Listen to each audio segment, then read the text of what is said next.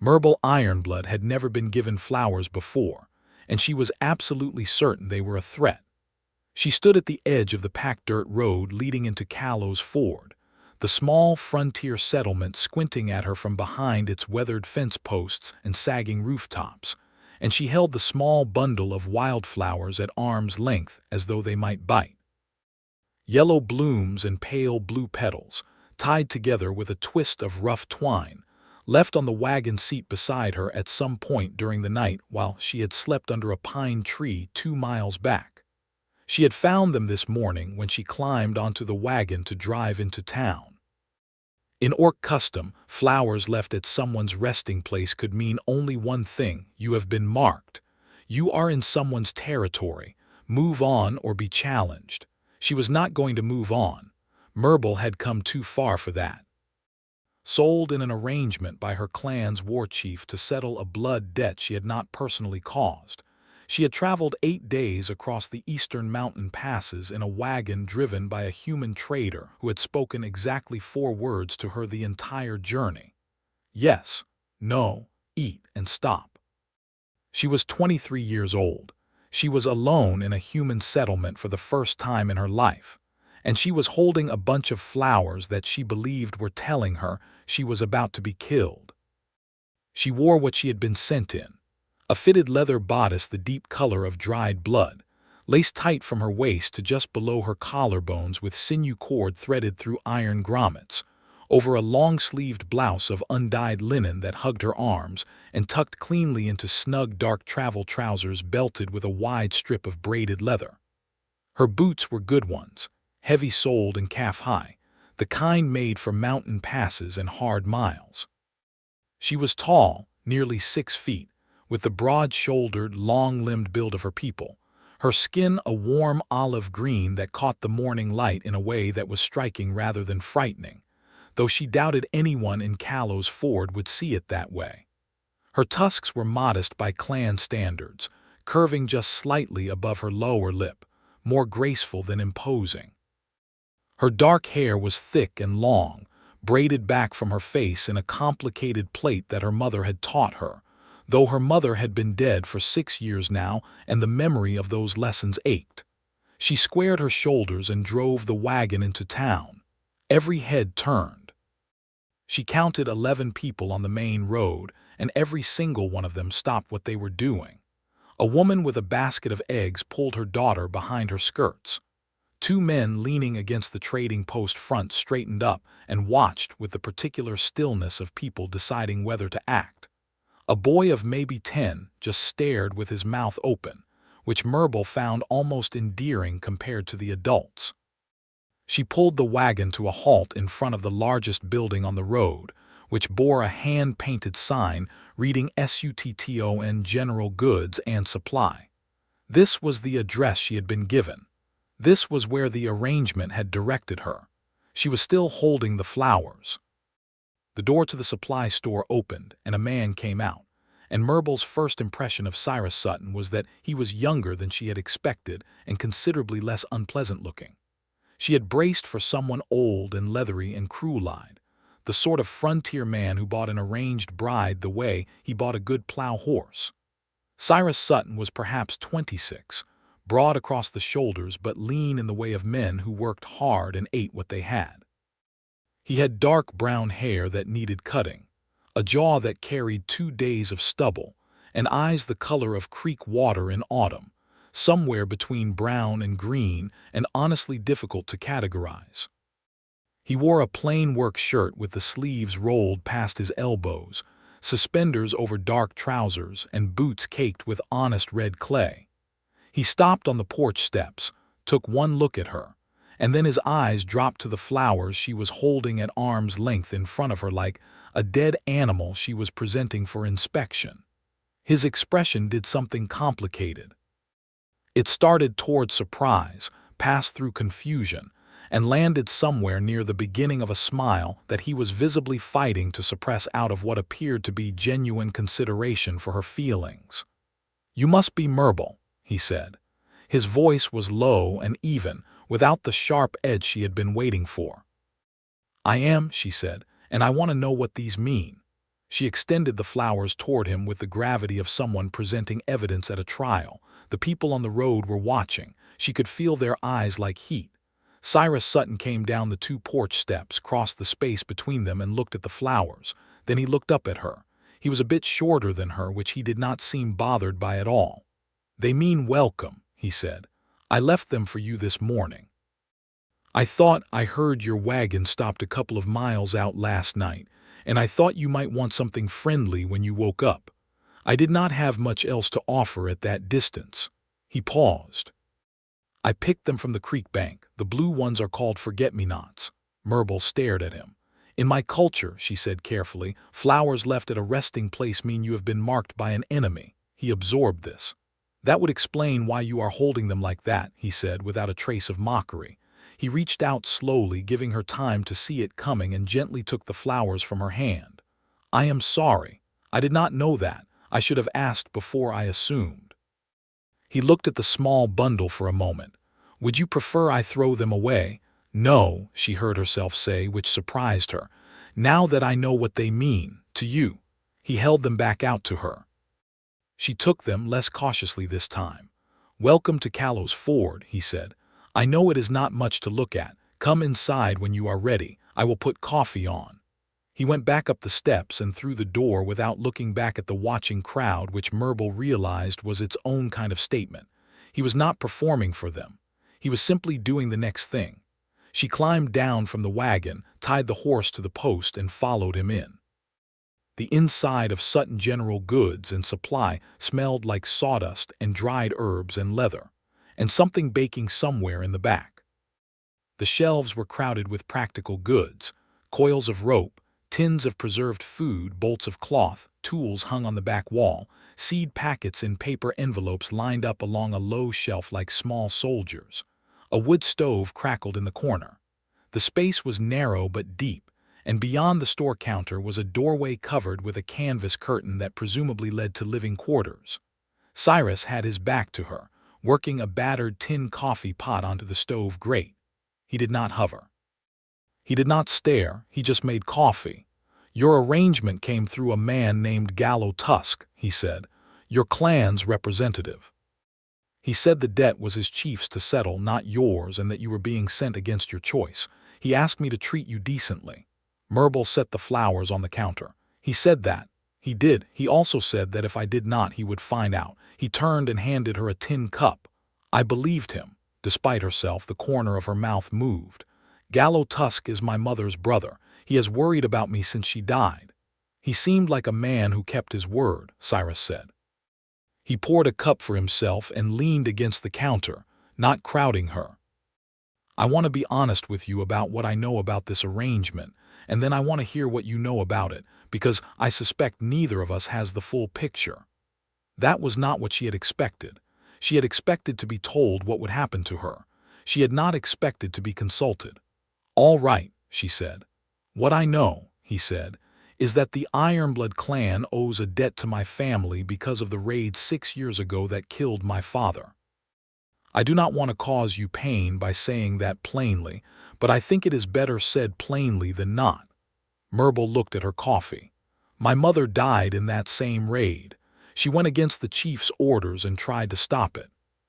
She was killed by her own people for it." The silence that followed was not a hostile one. It was the silence of 2 people realizing they were sitting at the edge of a shared grief that neither of them had named yet. "I did not know that," Cyrus said quietly. "Most people do not. It was not a comfortable story for my clan to tell." She looked at him. "So we are both in this arrangement because of that night. Neither of us chose it." "No," he agreed. "We did not." She wrapped both hands around the tin cup. "What do you intend to do with me?" He looked at her with the Creekwater eyes, steady and direct. "I intend to do nothing to you. I own this store and I have a farm east of town. I need help with both. I need someone who can keep books, manage supplies, and work the land in the growing season. I was told you are capable." He paused. "The arrangement calls it a marriage.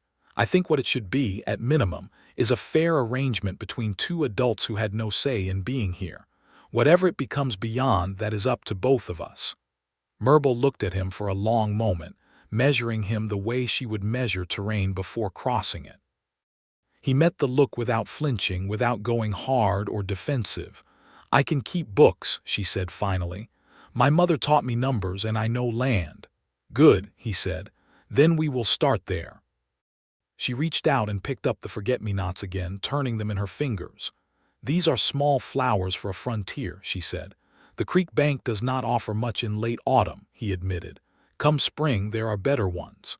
"You are already planning for spring," she said. "I am an optimist," he said.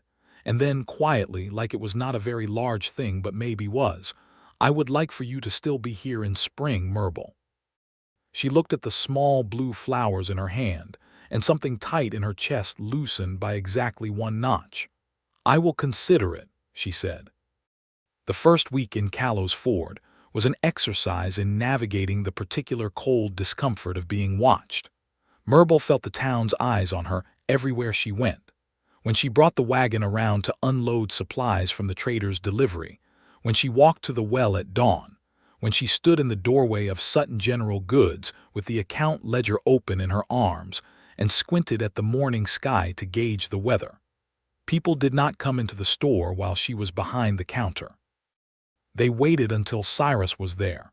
She noticed this without comment, and so did he. On the fourth day, a woman named Hedda Crane came in for thread and nails, and stood at the counter with her chin lifted at a particular angle that Murbul recognized as the international expression of someone performing courage. Murbul found the thread and measured it without being asked the specifics, because she had already cataloged what colors Hedda Crane had bought before based on the ledger entries, and she set the nails on the counter in a paper twist before the woman had finished forming the request. Hedda Crane looked at the thread, looked at the nails, and then looked at Murbul with an expression that was recalculating rapidly. "Thank you," she said stiffly, but genuinely. "You are welcome," Murbul said. Cyrus, who had been restacking bolts of cloth at the back of the store and making it look like he was not paying attention, said nothing. But when Hedda left, Murbul glanced back at him and found him watching her with something warm and quiet in his expression that he quickly redirected toward the cloth bolts. She filed that away. The farm was a 40-minute walk east of town, down a red clay road that cut through a stand of old oaks before opening onto a flat piece of land that Cyrus's father had originally broken with a team of oxen 15 years ago. The house was a log cabin, solid and well-chinked, with a stone chimney and a covered porch. It was not large, but it was not cramped either. Inside there was a main room with a fireplace, a small table, 2 chairs, shelves along one wall, and a door to a back room that was Cyrus's. Off the main room, behind a curtain, was a small alcove where a straw-tick bed had been made up with wool blankets. "I know it is not much," Cyrus said, showing her the alcove on her first visit to the farm. "I can add a proper wall and door before winter sets in hard." "It is fine for now," she said, running one finger along the planed wood of the wall. "Who built this house?" "My father, with a neighbor named Weston who died the same winter the house was finished. Some luck in that family." He said it without bitterness, just fact. She looked at the main room, at the fireplace with its neat stack of birch logs, the table with a single candlestick and a book left open face down, a quilt folded on the larger chair. The quiet domesticity of it struck her. She had grown up in hide tents and war camps. She had never seen a home that stayed in one place, that accumulated the slow layer of lived-in things. She found herself wanting to know each object's story. "What are you reading?" she asked, nodding at the open book. He crossed the room and picked it up with a slightly self-conscious air. "It is a natural history, about trees." He showed her the open page, a detailed drawing of an oak in cross-section, the rings labeled with careful notation. She looked at it, genuinely interested. "You can read a tree like a record," she said. "My people believe trees are memory keepers, that the oldest ones have heard everything worth hearing." "That is not far from what this book says," he said, surprised and pleased. He set it on the table. "Would you like to borrow it?" She had not expected to be offered his book. She had not expected quite a few things about Cyrus Sutton. "Yes," she said, "I would." That night, for the first time in 10 days, she slept without keeping one ear open for danger. The first real confrontation came on a Saturday market day, 3 weeks into her arrival, when the road through Callow's ford filled with farmers and traders from the surrounding homesteads, and the town took on the brief, festive density of people who had been isolated all week suddenly surrounded by others. Murbul was behind the goods table that Cyrus had set up outside the storefront, managing the selling of seed packets and preserved goods and small tools. She had learned the prices by heart and she was quick with sums, and for the first hour, the market went smoothly enough. People still flinched slightly when they arrived and found her instead of Cyrus, but most completed their transactions without incident. Then 3 men arrived from the Pelham Ranch, 15 miles south. They were large men who smelled of horses and cheap spirits even at mid-morning, and they stopped in front of the table and looked at Murbul the way that made her hands go still on the tabletop. "Sutton's got himself an orc wife," said the tallest one, whose name she would later learn was Brock Pelham. He said it like a joke but louder than a joke, projecting toward the gathered market crowd. Several people looked their way. "Does she bite, you think?" Murbul kept her voice level. "I am selling seed and supplies. Do you want any, or are you here to waste my morning?" "Bold," Brock said, and he reached across the table and knocked the carefully arranged seed packets onto the ground. The market crowd went very quiet. Murbul looked at the packets on the ground. She looked at Brock Pelham. She was absolutely certain she could physically put him through the table if she chose to, and the certainty of it was almost calming. Then the door to the store opened and Cyrus came out, and he crossed the porch and came down the steps and walked through the watching crowd until he was standing at the table beside Murbul. He looked at the seed packets on the ground. He looked at Brock Pelham. "Brock," he said pleasantly, "pick those up." "Sutton, I was just pick them up." The pleasantness was still there, but it had acquired a spine, something underneath it that the crowd heard and Brock Pelham heard. "Every one of them. Then you will apologize to Murbul, and then you will leave my market table and not come back to my store until I decide I am willing to serve you again, which may be a while." The silence stretched. The crowd watched. Brock Pelham was bigger than Cyrus, and he knew it and the whole crowd knew it. But there was something in Cyrus Sutton's stillness that was not the stillness of a man afraid. It was the stillness of a man who had already decided what came next and was simply waiting. Brock Pelham bent down and picked up the seed packets. He stacked them with the aggressive care of a man furious about being required to be careful. He put them on the table. "Sorry," he said, looking somewhere between Murbul's left ear and the middle distance. "Thank you," Murbul said, without any warmth but with precision, because he had done the thing required of him, and she was not going to give him the satisfaction of rattling her. Brock and his companions left. The market crowd exhaled and redistributed itself and went back to trading. Cyrus stood beside Murbul at the table for the rest of the morning, and 2 or 3 of the braver townspeople made a point of coming to buy something they perhaps did not urgently need, which she understood as a kind of vote cast on her behalf. At midday, when they packed up the table and carried the remaining goods inside, Murbul said, "You did not have to do that." "Yes, I did," Cyrus said simply, like the math on that was settled. She looked at him for a moment. "In my clan, a man who stands in front of trouble on behalf of a woman is making a declaration." He met her eyes. "What does the declaration say?" She was quiet for a moment. "It says, I see you, and I am not moving." He held her gaze and nodded once slowly, like he was confirming something. Then he picked up a crate of supply tins and carried them inside, and Murbul stood in the autumn sunlight outside the store for a moment longer than was strictly necessary before following him. October turned cold fast in Callow's ford. The mountains to the north wore snow by the middle of the month, and the wind that came down off them had a bite that Murbul respected. She was not a stranger to cold.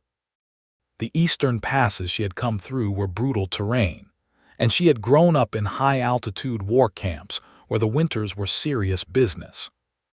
But there was a difference between surviving cold in a tent with a clan around you and managing a farm and a store in a settlement where you were still, essentially, a stranger. She threw herself into the work. The farm needed winterizing. The chicken coop needed new insulating straw. The root cellar wanted restocking. The woodpile needed doubling. Murbul did not wait to be asked to do these things. She simply identified what needed doing and did it. And Cyrus, who she was learning appreciated competence the way other people appreciated conversation, seemed to understand that this was how she showed herself in a place, through the quality of her work. They developed a rhythm.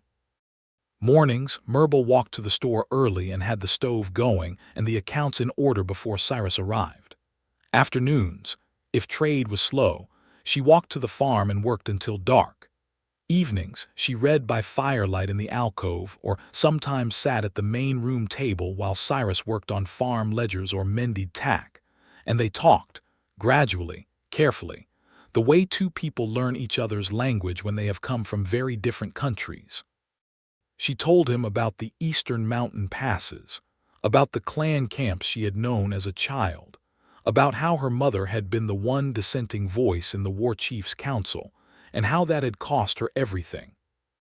He told her about his father, who had been a hard man but a fair one, who had broken this land from nothing and who had died defending a family that was only Cyrus left now, because his older brother had gone west to the coast 3 years ago and had not written in 2. "Do you miss him?" she asked one evening, meaning the brother.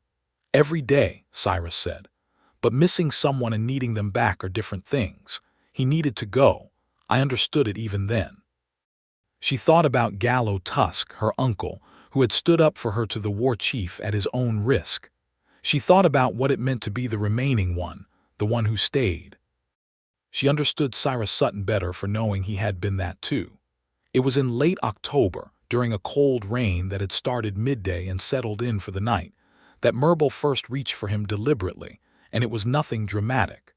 She had come in from the farm late, soaked through her leather bodice and linen blouse, and Cyrus had handed her a dry blanket from the chest near the fire, and when she reached to take it, their hands overlapped on the wool for a moment. She did not pull back. He did not pull back. They stood in the firelight in the cabin with the rain hammering the roof, and the overlapping of their hands was warm and careful, and neither of them spoke for a breath. And then she took the blanket and wrapped it around her shoulders and sat down by the fire. He sat in the other chair. The fire popped and settled between them. "Tell me something you like," he said after a while. "Not something useful, just something you like." She thought about it. Frost on grass in the early morning. The way it catches light before it melts. She glanced at him. "Your turn." "The smell of rain on dry earth," he said immediately, like he had been ready with it. "The first rain after a hot summer." "Nothing else smells like that." "It smells like the earth breathing," she said. He turned to look at her, and there was something in his expression that was too full to be casual. He looked at her like she had said something that landed exactly where it needed to land. "Yes," he said softly, "exactly like that." She looked back at the fire, but she was smiling, and she did not try to hide it. November arrived with its bare trees and iron skies, and with it came a development that Murbul had not anticipated. She had come to like Callow's ford. Not all of it, and not all the people in it, but certain things. The way the morning light came through the trees on the east road. The smell of the bakery 2 buildings down from the store, which produced excellent corn bread. Old Will Marsh, who was 70 and half blind and came into the store for tobacco twice a week, and always addressed Murbul as Miss Ironblood with a courtesy that was older than his body's capacity to hold it properly, which she found touching. And Cyrus. She had come to like Cyrus very much, which was a more complicated thing to acknowledge. She had been watching him, with the careful attention she gave to terrain and weather and things that mattered. She had watched him be patient with frustrated farmers who blamed him for prices he had no control over. She had watched him give credit to a widow with 4 children when the store's ledger could barely support it, and then record the credit in pencil so lightly it might be erased. She had watched him sit with a sick man's dog on the porch one afternoon while the man was inside the doctor's place, just sitting there with the dog so it would not be alone, not making any particular thing of it. She had noticed that he never talked about himself unless she asked. She had noticed that he always had a question ready for her, and that the questions were never about what she could do or what she was useful for, but about what she thought, what she had seen, what she believed. She had noticed, too, that he watched her when he thought she could not see it, not in the way of men who wanted things they felt entitled to, but in the way of a man who was trying to learn someone by heart. One afternoon she turned around from the bookshelf faster than he expected, and caught him watching her with an expression so unguarded that he colored slightly and looked away, back at the harness he had been mending. She did not say anything. But her heart had done something that she could not quite name, something that beat harder than it strictly needed to for the circumstances. In the second week of November, Callow arrived. He came on a dark horse, alone, which was how he traveled when he traveled outside clan territory. He was 50 years old, broad-chested and gray-haired at the temples, with the kind of face that had been weathered by decades of difficult decisions. He wore the practical leathers of a clan traveler, and he had a long knife on his hip and tired eyes, and when he saw Murbul standing on the porch of the supply store, he stopped the horse and looked at her for a long moment before swinging down. "Niece," he said. "Uncle," she said, and she was startled by how much she felt at the sight of him. She came down from the porch and he gripped both her hands in his big ones and looked her over the way you look at someone you were worried about. "You are well," he said. "I am well," she confirmed. "The human treats you fairly, better than fairly," she said. And then, because Callow was the one person in the world she did not have to perform equanimity for, "He is a good man, uncle." Callow looked at her carefully. He had known her since she was born. He read her the way people read their own language. "Ah," he said. "Do not make that sound," she said. "I did not make any sound," he said, which was technically true. Cyrus came out of the store at that point and came down the steps, and he and Callow regarded each other the way men regard each other when they know they are discussing the same thing in the same person's presence, but are doing it only with their eyes. "You are the uncle," Cyrus said. "You are the storekeeper," Callow said. "Come inside," Cyrus said. "I will find something worth drinking." Callow stayed 2 days. He slept in the store on a bedroll without complaint and ate at the farm with both of them.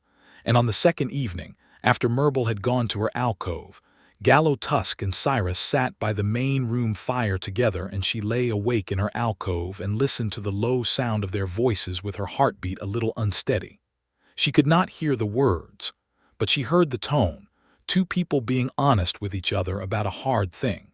Then quieter. Then she thought, something that might have been Callow laughing, which was a rare sound and a good sign. In the morning, Callow said his goodbyes and mounted his dark horse. He looked at Murbul from horseback. "The arrangement stands," he said, "but you know it does not have to be only an arrangement." "I know," she said. "Your mother would have liked him," he said, which was the most significant thing Callow had ever said to her, and he said it with the matter-of-fact certainty of someone stating a natural fact and not making a declaration, which made it hit harder, not less. She watched him ride east until the road curved and he was gone.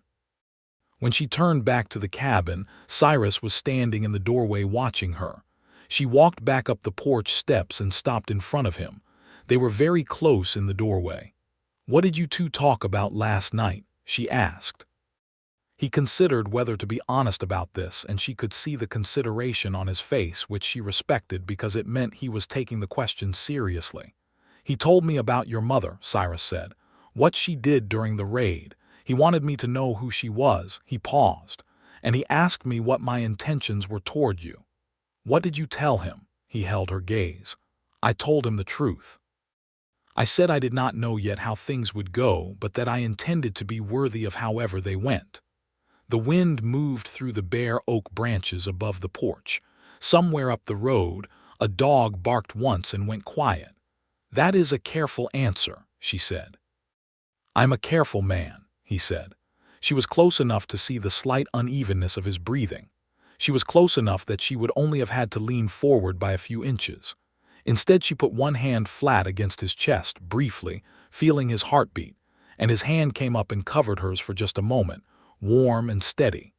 Then she stepped past him into the cabin to start the morning fire. December in Callow's Ford turned the world white and locked the roads in mud and ice alternately. The store was busier in the mornings when people were stocking up against storms and quieter in the afternoons when the cold settled in, and people stayed close to their own hearths. Murbul had become, by now, a known quantity in the town, not accepted by everyone but known. The flinching had mostly stopped. Hedda Crane came in twice a week without needing anyone else present, and had graduated from stiff courtesy to something that might become warmth given enough time. Old Will Marsh had decided Murbul was his favorite person in the store, which she suspected was partly because she always had his tobacco portion weighed out before he reached the counter. The Pelham brothers stayed away. Murbul did not miss them. There was a snowstorm in the first week of December that hit fast and hard, the kind that arrived in the early afternoon and had 2 feet on the ground by nightfall. Cyrus had gone to check on a neighbor's farm 3 miles out that morning, before the storm signs were clear, and Murbul was in the store when the sky went from overcast to the particular flat white that meant business. She closed the store, locked the front, and went to the farm.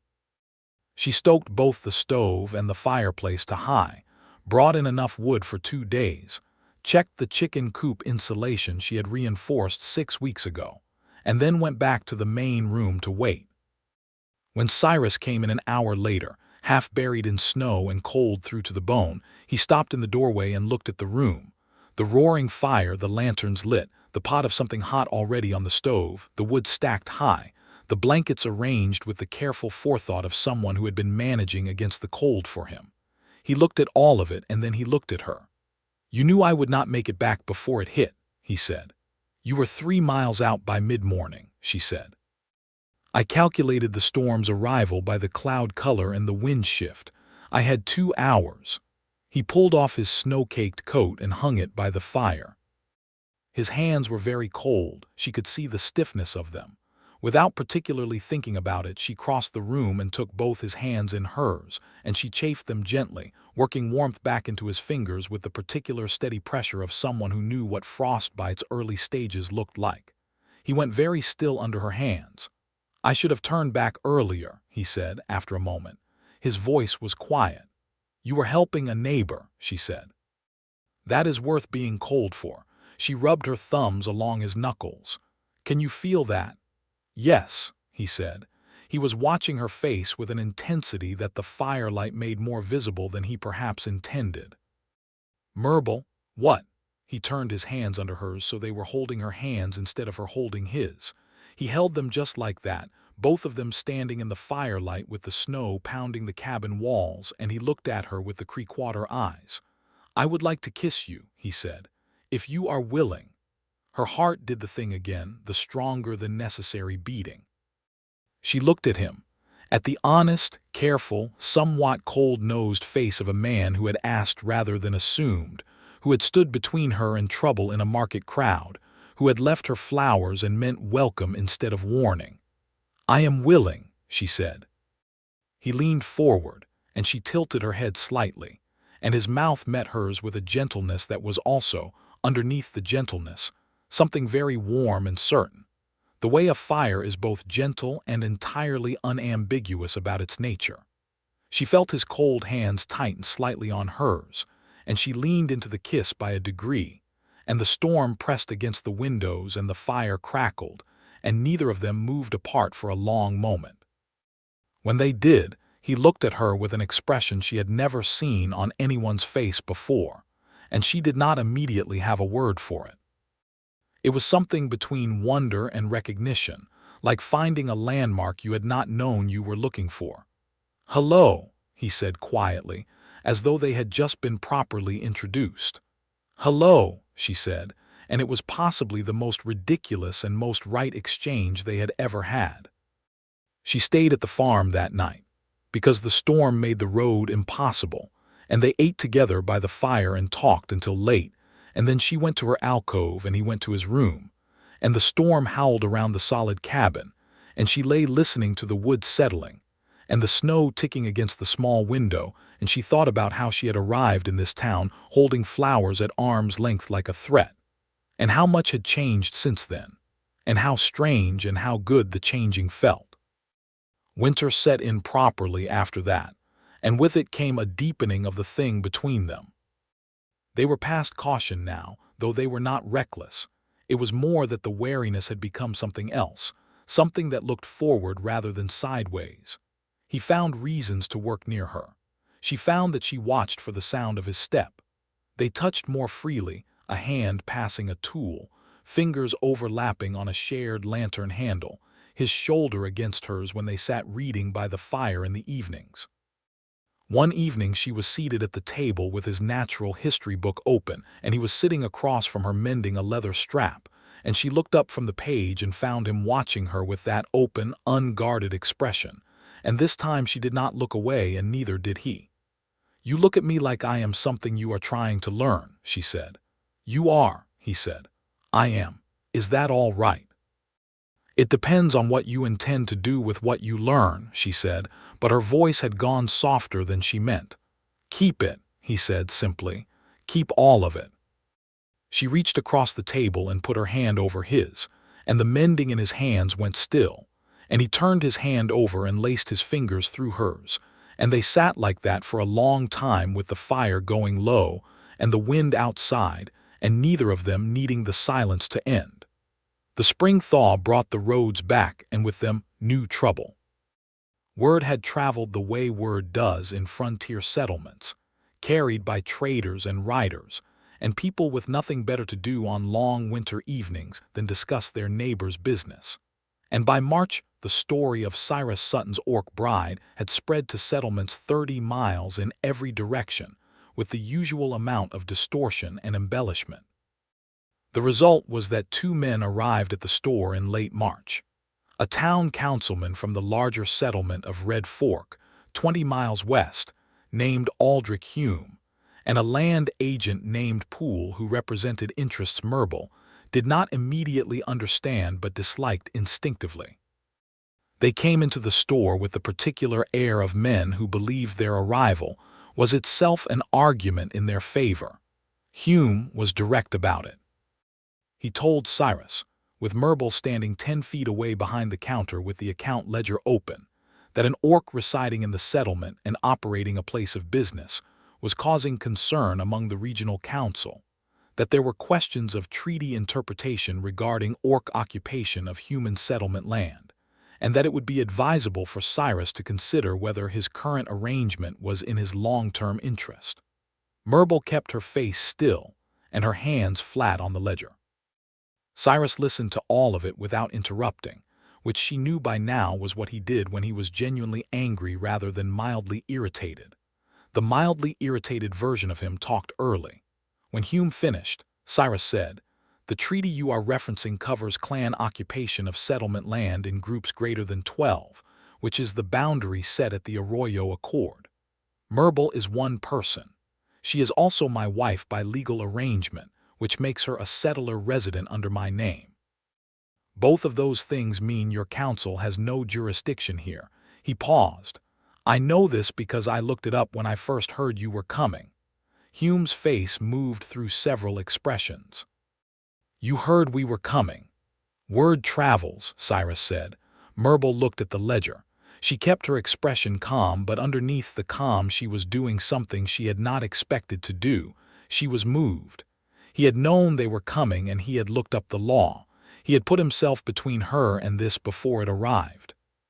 Hume and Poole left without accomplishing what they had come for, and as they went Murbul heard Poole say something low and unpleasant that was not quite directed at anyone but was clearly meant to be heard. She filed it away. There would be more of that. There always was.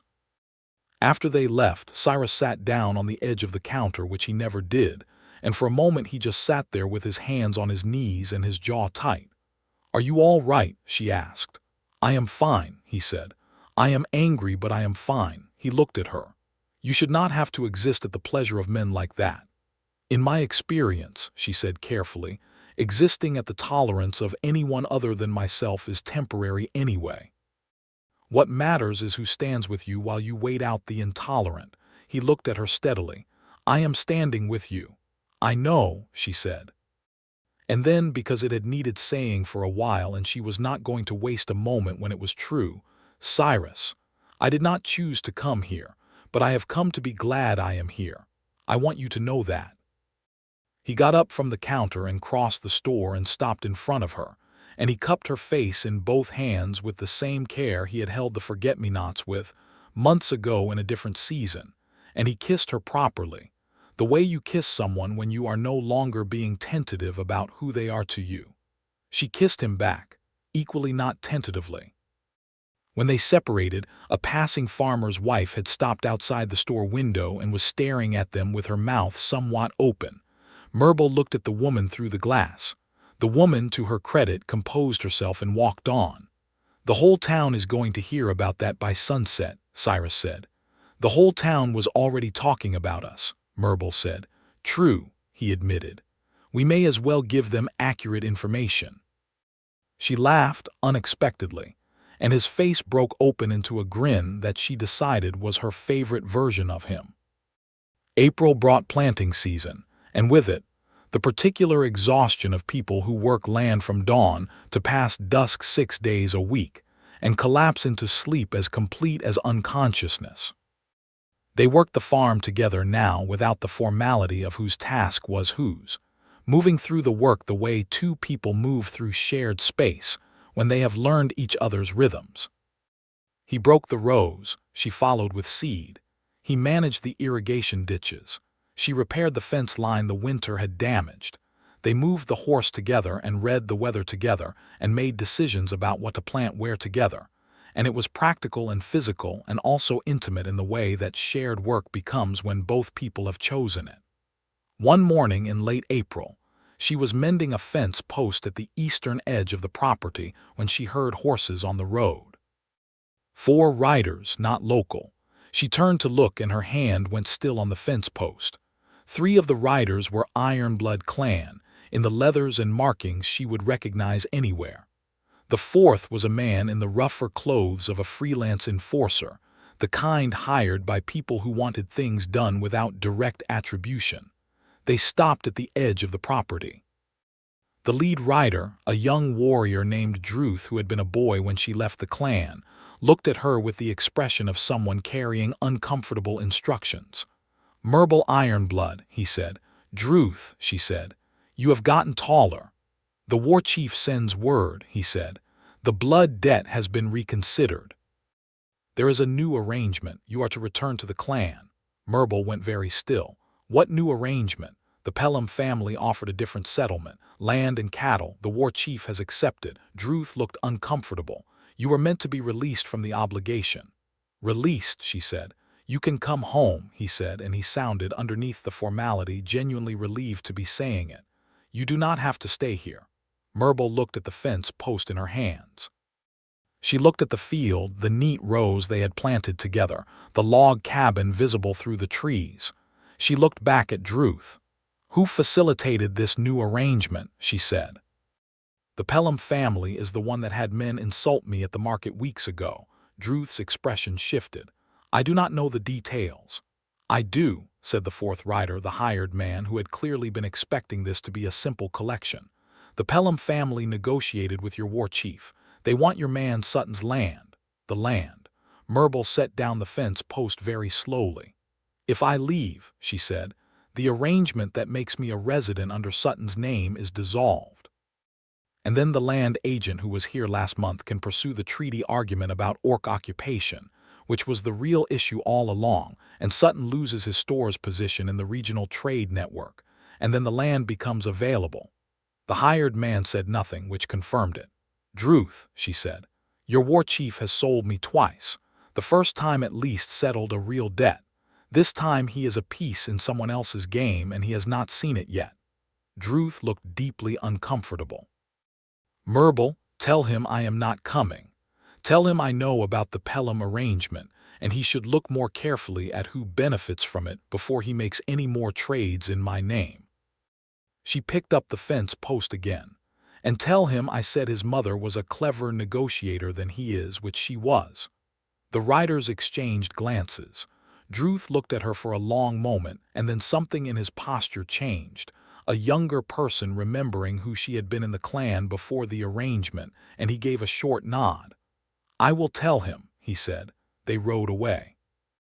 Murbul drove the fence post into the ground with 3 hard strokes of the mallet, and stood there with her hands on the wood and her heart going fast. Then she walked back to the cabin. Cyrus was in the main room when she came in, and he took one look at her face and set down what he was doing. She told him all of it. She told him about the new arrangement and the Pelham land angle and what Druth had said and what she had said back. She told him clearly and without drama, the way she told him things that mattered, and she watched him absorb it. "They tried to use your freedom to take my land," he said. "Yes. By offering you a real choice," he said, slowly working through it. "Your return to your clan, that is not nothing. That is a genuine offer." "It is a genuine offer built on someone else's manipulation," she said. "The war chief does not know he is being used, but he is." Cyrus looked at her. He asked the question directly because that was how he was, and she loved him for it even then. "Did you want to go?" She held his gaze. She had had approximately 15 minutes on the road back to the cabin to sit with this question, and she had her answer ready, which was not a hasty answer but a clear one. "There was a moment," she said honestly, "when I thought about what it would feel like to go home, to ride back through the eastern passes and be among my own people and have that be done." She paused. "And then I thought about what I would be leaving, and the thought of leaving felt worse than the thought of staying ever has, by a great distance." He crossed the room. He put his arms around her and she leaned into him, her chin on top of his head, his arms wrapped around her waist, and she felt the tension of the afternoon go out of her gradually, like a tide going out.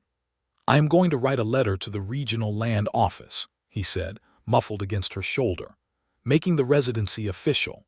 And then I am going to write a separate letter about the Pelham family's treaty manipulation attempt, because what they tried to do is not legal." "Practical," she said. "Very," he agreed. He leaned back to look at her. "And Murbul, I would also like to make the arrangement a real marriage if you are willing, not for the legal protection, though that matters. Because I want to." The spring light came through the cabin window behind him and turned his hair to autumn colors, and his eyes were that particular creekwater green that she had come to know, as well as the sound of his voice. "I want to also," she said. He kissed her, and she kissed him back, and it was warmer and more certain than even the first time had been, in the way of things that have been decided by both people rather than simply discovered. The wedding was in May, when the trees were fully leafed, and the creek bank had forget-me-nots in bloom again, which Murbul found so symmetrical it was almost funny. Cyrus had noticed this too. He brought her a handful of them the morning of the wedding and held them out with a deliberateness that was paying off a debt to the first morning of her arrival. "These ones you know the meaning of," he said. "Welcome," she said, "and something more I think now." "Much more," he agreed. The wedding was small. Hedda Crane came. Old Will Marsh came in his best coat, which was a very old coat but had once been excellent. The neighbor Cyrus had checked on in the snowstorm came with his wife. The land agent Poole did not come, for obvious reasons. A few other settlers who had come to know Murbul through the store came and stood in the sunshine beside the creek and watched a circuit preacher who passed through every 2 months say the words over them. When the preacher asked if there were objections, the silence was complete. Cyrus took her hand, and the preacher spoke, and the forget-me-nots were in her other hand, and the creek ran clear and cold a few feet away, and the oaks made their new leaf sound in the wind, a sound like water over shallow stones. "I do," Cyrus said when his time came. "I do," Murbul said when hers came, and she said it looking directly at him, and he was looking directly at her, and the expression on his face was the open, wondering one she had first caught him wearing weeks ago, only now it was fully arrived and he was not trying to contain it. After, when the small gathering had drunk the whiskey Cyrus had saved, and eaten the food Hedda Crane had brought, and the afternoon had gone long and golden, and eventually everyone had drifted away, Murbul and Cyrus walked back to the farm alone along the creek road, her hand in his. The blue flowers were still in her hand, a little wilted now. "I am going to press one of these," she said. "In the natural history book, under oaks or under creek plants?" he asked. "Under forget-me-nots," she said, "where they belong." He lifted her hand and kissed her knuckles, walking alongside her in the spring evening, and she thought that this was what it was to be home in a place you had never planned on being, and that the unplanned kind of home was perhaps the truest kind. That night they were in the cabin together in the particular quiet of two people who have moved through a long and weighty day and arrived finally at its still center. The fire was low. The candle on the table was burning soft and amber. Outside, a spring rain had started, different from the winter kind, warmer and smelling like new earth. She had been standing at the small window looking out at the rain, and when she turned he was there, close, and his hands came up to her face with the same careful reverence they always had, learning the line of her jaw, the arc of her cheekbone, the small ivory points of her tusks that he had long since stopped noticing as anything other than hers, part of the face he knew. "Murbul," he said quietly, and there was everything in her name when he said it. She covered his hands with hers, holding his hands against her face, and she leaned forward and kissed him, and the kiss began gentle and became something else, the careful tenderness of it opening into warmth and certainty, and the accumulated weight of every cold morning and market stand and firelit evening and small, brave, chosen thing between them. They moved to the room he had always called his, and it became theirs that night the way all truly shared spaces become shared, by two people choosing it, fully and deliberately, without reservation or half measure. There was the warmth of firelight through the open door, and the rain on the roof, and the profound closeness of people who have finally finished being careful with each other, and can simply be, entirely, together. She felt the whole of him and he the whole of her, and it was tender and sure and full of the particular joy of things that have been genuinely earned rather than simply fallen into. Afterward they lay quiet in the warm dark, the rain still gentle on the roof, her head on his shoulder and his arm around her, and the candle burned down to nothing in the other room. He pressed his lips to her hair. She felt his heartbeat under her palm, steady and sure as the earth they had planted together. "I spent 6 years after my father died," he said quietly into the dark, "keeping this land and this store and telling myself that was enough. That keeping things going was the same as building something." "Is it not?" she said. "No," he said. "Keeping is holding on, building is moving forward. I did not know the difference until you got here." He paused. "You are what the forward feels like." She pressed her hand flat over his chest, feeling the warm steadiness of him. "In my clan," she said, "when two people are truly bonded, they say they have given each other their direction. It means your compass points the same way. Your forward is their forward." She lifted her head to look at him in the dark. "I know which way I am pointed now." He kissed her, slow and certain, and she settled back against him, and the rain spoke softly outside and the world was quiet and theirs. Summer came to Callow's Ford with the particular generosity of a year that has had adequate rain, and the farm responded. The fields came up strong and green, and the garden Murbul had added along the south side of the cabin produced more than they could easily eat, and they loaded the surplus into the wagon and sold it at the market with a regularity that made the store's accounts the healthiest they had been in several years. Murbul had restructured the store's supply ordering system in late spring, consolidating the sources for dried goods and eliminating a middleman trader whose margins had been quietly bleeding the store for 3 years.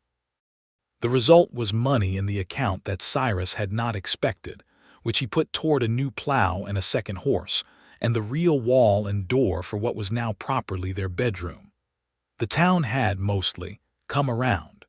Mostly was doing some work there, because there were still people who would not trade with Murbul directly, and people who would cross the road when they saw her coming. But Hedda Crane had progressed from courtesy to friendship, and Will Marsh had appointed himself an informal, unofficial champion of hers, which at his age and standing mostly meant he said pointedly positive things about her at the tavern, but it was not nothing. There was a family of mixed-blood settlers 3 miles south, a human man and his half-orc wife and their 4 children, who had made the trip to the store specifically to meet Murbul after hearing about her. And the meeting had turned into a long afternoon of food and shared stories that left Murbul feeling less isolated in a way she had not realized she needed. Druth came back in July, alone this time and without the hired man. He came to the farm, not the store, and he sat on the porch with Murbul and Cyrus, and a pot of tea that Cyrus produced without being asked, which made Druth look at him sideways with an expression of someone revising their expectations. Druth told her that Callow had confronted the war chief about the Pelham arrangement. There had been a serious council argument. The war chief had not been pleased, but the council had, ultimately, rejected the Pelham settlement on the grounds that it had been manipulated by outside interests, which was against clan honor code even the war chief could not override. The Pelham family's subsequent legal claim against Cyrus's land had failed because the residency documentation Cyrus had filed in April was airtight. "The war chief is not happy with you," Druth told Murbul. "He is rarely happy with people who are more right than he is," she said. "Callow is on the council now," Druth said. "Senior seat." He paused. "He says to tell you the clan is watching, in the protective sense." "Tell him I know," she said, "and tell him the tea I make here is better than anything from the eastern passes and he should visit more often." Druth looked at her and then looked at Cyrus and then looked at the solid log cabin and the well-kept farm and the productive fields, and she saw in his young face the working of a person updating a picture they had held for a long time. "You look well, Murbul," he said. "I am well, Druth," she said. "I am very well." After he left, Cyrus sat beside her on the porch steps in the July heat, and they watched the road where Druth had gone, and the sky was enormous and blue above the oak trees, and a hawk was doing slow circles over the far field, looking for mice in the tall grass. "The war chief is going to be a problem again eventually," Cyrus said. "Probably," she agreed. "But Callow is on the council now, and you filed the residency papers. And we have a signed marriage certificate from a circuit preacher and 3 witnesses. The legal ground is solid." She watched the hawk circle. "Problems come. You handle them when they come." "Very frontier of you," he said. "I learned it from a storekeeper," she said, and he laughed, and she leaned her shoulder into his, and they sat in the summer heat with the hawk making its circles and the farm quiet around them. Autumn came again. A full year since Murbul had driven into Callow's ford on a trader's wagon holding flowers at arm's length. She had walked the road back to where she had spent that last night under the pine tree on a clear October morning, just to stand in the place where the journey had ended and the different kind of journey had begun. The pine was still there, enormous and permanent. She stood under it for a while and thought about the woman who had slept here 1 year ago, suspicious of flowers and braced for everything, and felt the particular tenderness you feel for your own former self when you can see clearly how far they have walked since. She was back at the farm by midday. Cyrus was repairing the chicken coop, which had taken a knock from a fallen branch. He looked up when she came through the gate. "Where did you go this morning?" he asked. "To the pine tree on the south road," she said. "The one where I camped the night before I arrived." He set down his tools. He came and stood in front of her and looked at her face with the quiet attentiveness he had always given the things that mattered.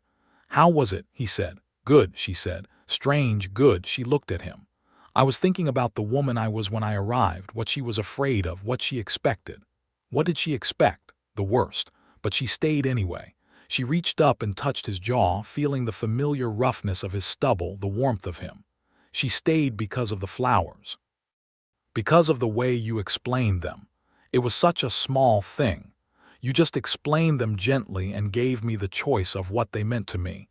She looked at him steadily. "That was the whole shape of you in one small act. I recognized it and I stayed." He turned his head and pressed his lips to her palm. "I am glad you stayed," he said against her hand. "I know," she said. So am I. Winter came again, and this time they were ready for it in every way. The woodpile was immense. The root cellar was full. The store accounts were strong. Hedda Crane organized a community supper in November that Murbul attended not as a curiosity or an object of performance, but as a neighbor. And she sat beside Cyrus at the long table in the tavern's back room and ate roasted corn and winter squash, and listened to the small talk of the settlement around her and thought, this is what belonging sounds like. Not the absence of difficulty, but the presence of people who know your name and do not require you to earn it again each time. It was in December, on a cold afternoon with the first serious snow falling soft outside the store windows, that Murbul told Cyrus she was pregnant. She told him plainly, because she told him everything plainly. She was sitting behind the store counter with the account ledger, and he was stacking incoming goods from the latest supply delivery, and she set down her pen and said, "I am going to have a child, our child, sometime in the summer." He set down the tin he was holding. He turned around slowly and looked at her. The snow outside was coming down thicker now, the light through the windows going soft and white. "Are you well?" he said. "I am very well," she said. "I feel fine. I have been watching for it, and I am sure." He crossed the store and came around the counter, and he put his arms around her carefully, and she felt him take a breath against her hair and then let it out slowly. She felt the breath of it, the depth of feeling in it. "A child," he said quietly. "A child," she confirmed. "Probably with green skin and creek-water eyes if I had to guess." He laughed, muffled against her hair. "Or olive skin and dark braids." "Possibly both," she said. He held her for a long moment. The snow came down outside. The store was warm and smelled like sawdust and dried herbs, and the particular comfortable smell that was theirs now, built up over a year of shared days. "Are you happy?" he asked. She considered this with the seriousness she gave to all real questions. She thought about every morning she had woken up in this place, in this life, with this man a room away or a field away or right beside her. She thought about the first set of flowers, the way she had held them out like a threat, and he had explained them gently. She thought about the market table and the storm and the fire and the kiss and the wedding and the summer and the hawk and the pine tree and the forget-me-not pressed into the natural history book. "I am happy," she said, "completely." He kissed the top of her head and held on. The months that followed were the slow, full months of expectation, the kind that have their own texture and pace. Murbul was not an easy person to keep slowed down. She worked the store accounts into March, when Cyrus began to look at her with increasing concern when she carried anything heavier than a ledger book. She worked the garden in April on her own terms, and she made the final call on what they planted this year. She walked the farm roads every morning in May, keeping herself strong the way her mother had told her a woman should, and Cyrus walked with her every morning without being asked, just appearing at the door in his work boots ready. Their son was born in June. He was born at the farm with the help of a midwife from a settlement south, a practical woman named Agnes, who had delivered babies in conditions far more difficult than a solid log cabin, with a good fire, and a father who managed to be both thoroughly present and completely out of the way simultaneously. He was born healthy and loud, and with a set of opinions about the world that he expressed at considerable volume from the first moment, which Murbul found somewhat flattering. He had green skin, warm and light, and dark eyes that would probably lighten as he grew. His ears were slightly pointed at the top, just slightly, and he had the broad, small hands of a baby who would grow big. He was perfect. Cyrus held him first, because the midwife put the baby in his arms before he had fully processed that this was happening, and he stood there in the firelight with his son in his arms, and his face did the thing it did when feelings arrived that were too large for his usual careful management. His eyes went bright. Murbul, from the bed, watched him hold their child, and felt something so complete and full that it had no name in either language she knew. "Hello," Cyrus said to the baby with a voice that was not steady. He said it the same way he had once said it to her in the firelight after their first kiss, like a proper introduction, like a beginning. They named him Iran. It was an old word in the Ironblood language, one her mother had once told her meant steadiness in motion. The way a river moves, always forward, always purposeful, carving its shape into the land over time. Callow Tusk came in late June to see him, riding hard from the eastern passes, and he held Sutton with the enormous and delicate care of a man who did not want to get it wrong, and he looked at Murbul over the baby's dark head with wet eyes that he did not bother to conceal. "Your mother would be glad," he said. "I know," she said. "She would tell you that you chose well," he said. "I know that too," she said. Cyrus stood beside her and put his hand on her back, easy and warm, and Callow Tusk looked at him, and there passed between them, man to man over the head of the baby, the quiet understanding of people who are on the same side of something important. By the time Oran was walking, the settlement of Callow's Ford had grown and shifted in the way of frontier places that survive their difficult early years and begin to develop their own complicated identity. A new family had arrived from the east with 6 children and 2 draft horses. A second store had opened at the far end of the main road, selling different goods and not competing directly. A school had been proposed and debated and was now being built, which meant an actual school teacher would be coming in the spring.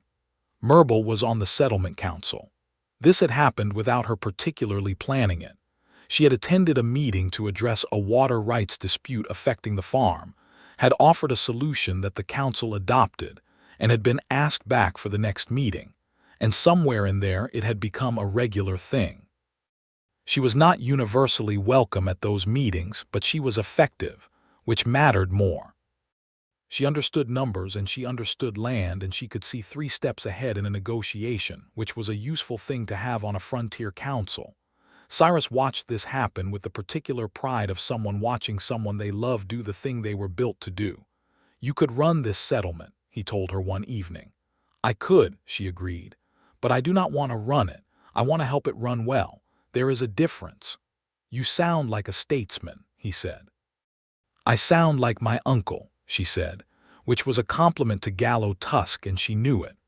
Oran was 2 years old and beginning to talk with tremendous enthusiasm when Murbul told Cyrus she was pregnant again.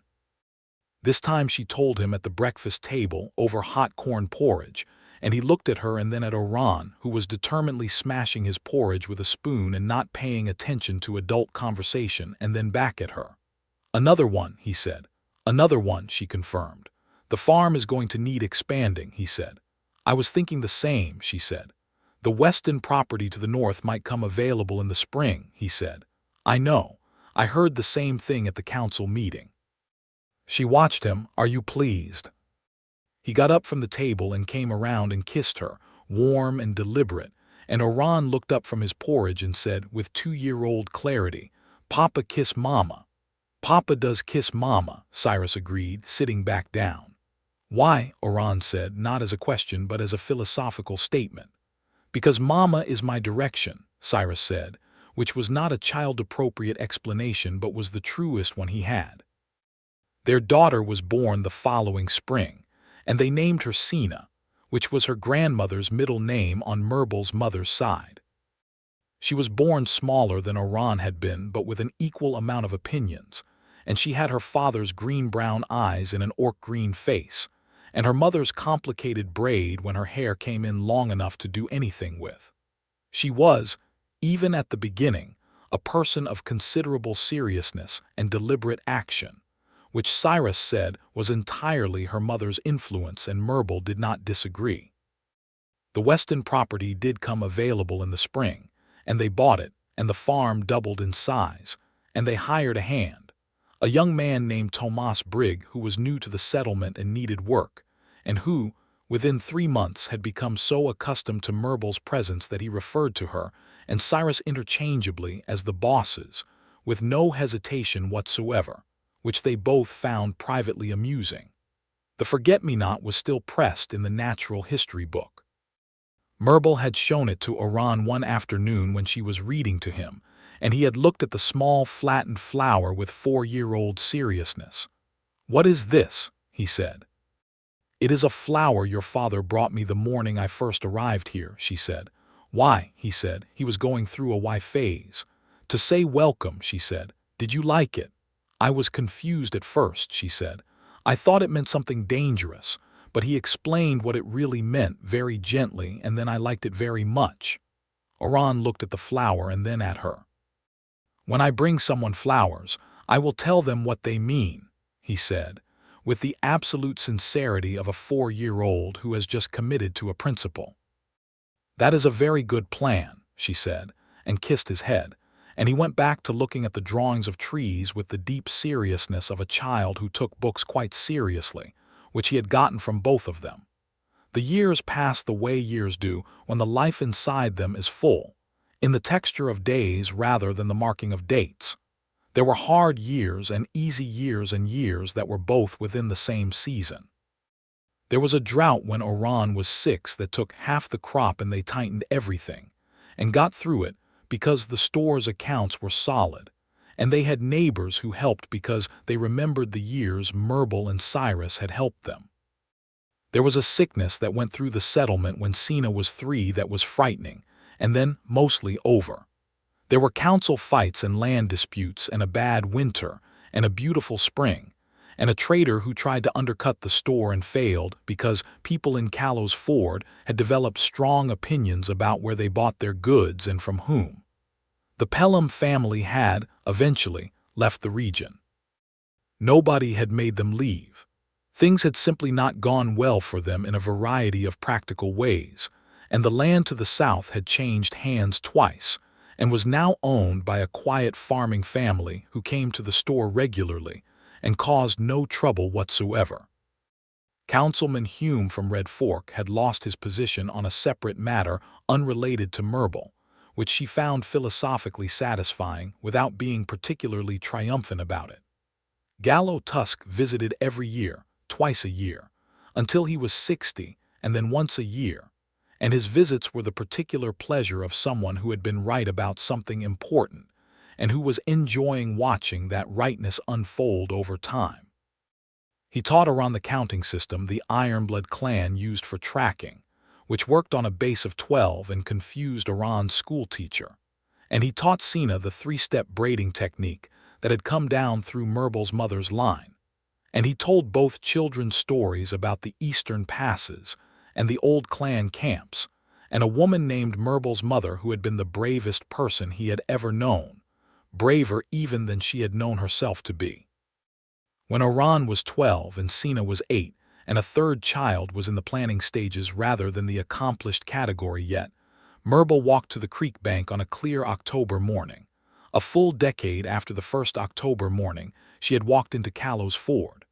The forget-me-nots were long gone for the season, but she knew exactly where they would be in spring because she had watched them every year.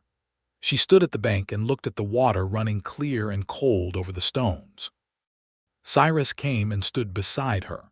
He had followed her the way he always followed her when she went somewhere solitary, and stood quietly the way he always stood, close and present without crowding. 10 years, he said. 10 years, she agreed. Do you remember what you expected when you got here, he said. I have thought about that more than you know, she said. I expected to be managed, organized, kept in useful order. She watched the water. I did not expect to be seen. I did not know that was available. He took her hand, his fingers through hers, the way they had been 1,000 times and still felt like something chosen each time. You are the most seen person I have ever known, he said. I have been trying to see all of you since the morning you drove into town, holding those flowers like they were trying to harm you. She laughed softly. You hid your amusement very poorly, for the record. I was not hiding it, he said. I was trying to respect your gravity. The two things are different. They are, she agreed. She leaned her head against his shoulder. The creek ran on. The oaks above them were at full color, the red and gold of a proper frontier autumn. I used to think that belonging was something you were born into. The clan, the territory, the blood. I did not know you could find it somewhere you never planned on being. Home is an argument you eventually win with a place, he said. She looked at him. Did you read that somewhere? I thought of it just now, he said, slightly proud of himself. It is good, she said. It is true. He turned and kissed her temple, then her cheek, then her jaw, and she turned toward him and their mouths met in the quiet way of people for whom a kiss is a continuation of an ongoing conversation rather than a punctuation. She put her hand on his chest and felt his heartbeat, the same steady beat she had pressed her palm to the morning after their first kiss, in a different winter at the beginning of a different chapter. "I love you," she said, against his mouth. "I love you," he said back, without hesitation, without qualification, with the full weight of a decade behind it. The creek ran on and the oaks moved in the wind, and somewhere up the road the children were in the farmhouse with Tomas, and the morning was long and entirely theirs, and everything that had needed resolving had been resolved, not in one great dramatic moment, but in the accumulated ordinary weight of 10 years of choosing each other, day by day, season by season, through the hard years and the good ones. Through the flowers and the explanations and the confrontations and the council meetings and the wheat rows and the bedtime stories and the long evenings by the fire. She had come to this frontier on a debt she did not owe, holding flowers she thought were a threat. He had explained them gently, and from that smallest and most ordinary of moments, a life had grown, solid as a log cabin, deep as the creek that ran clear all year, wide as the fields they planted together every spring. She picked a stem of late grass from the bank and twirled it in her fingers, an old habit from the passes, and Cyrus watched her do it with the same attentive warmth he had always given the things she did. "Next spring," she said, "I am going to show the children where the forget-me-nots come up." "They already know," he said. "Oran showed Sina last spring. He remembered you telling him where they were." She looked at him. "He paid attention," Cyrus said, with the particular quiet pride of a father who sees himself in his children's best qualities but knows better than to say so directly. She pressed the grass stem flat in her palm and looked at it and thought about the small blue flower in the natural history book at home, thin as paper now but still exactly blue, pressed between the pages where trees were recorded in careful cross-section, each ring a year. "Come home," she said to Cyrus. "I will make breakfast." "You are already thinking about the ledger," he said, accurately. "I can think about the ledger and enjoy breakfast simultaneously," she said. "I am a capable person." "The most capable person I know," he said, falling into step beside her as they turned back up the road. "Tell me something you like," she said as they walked, the way she had once asked him in the firelight of a rainy night a decade ago. He did not hesitate. He answered the way he always answered, immediately, like he had been ready with it. "This," he said, "right now, exactly this." She tucked her hand into the crook of his arm, and they walked together up the red clay road toward home, toward the cabin with the smoke coming out of the chimney and the children inside and the wide sky of the frontier above them and the whole of the life they had built together spread out around them in every direction, solid and warm and theirs. Behind them the creek ran on. Ahead of them the road was open.